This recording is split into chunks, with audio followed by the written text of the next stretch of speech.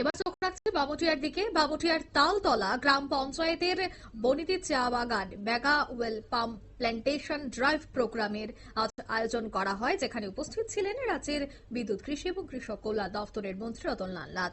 অনুষ্ঠানে উপস্থিত ছিলেন বামুটিয়া পঞ্চায়েত সমিতির চেয়ারম্যান দীপক কুমার সিংহ, রাকেশ দেব সহ অন্যান্যরা। ভাষণে মন্ত্রী জানান যে এই ওয়েল পাম্প আগামী দিনে ত্রিপুরা রাজ্যে অর্থনৈতিক দুয়ার খুলে দেবে। উপকৃত হবে বেনিফিশিয়ারিরা এবং শ্রমিক যারা আছেন তারা।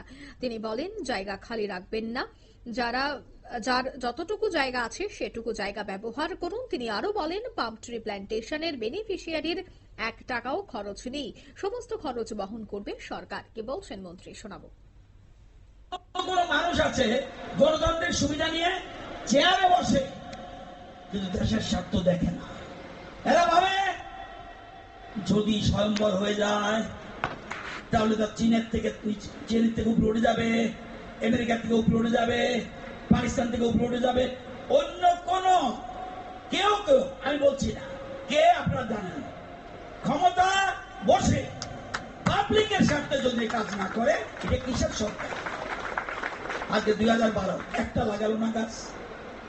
আজকে আমাদের সরকার সিদ্ধান্ত নিয়েছে, এর মধ্যেই আমাদের টার্গেট, প্রথম টার্গেট দিয়েছে 2012-তে, টার্গেট ছিল ত্রিপুরাতে 7,000 হেক্টরের বেশি করা যাবে না।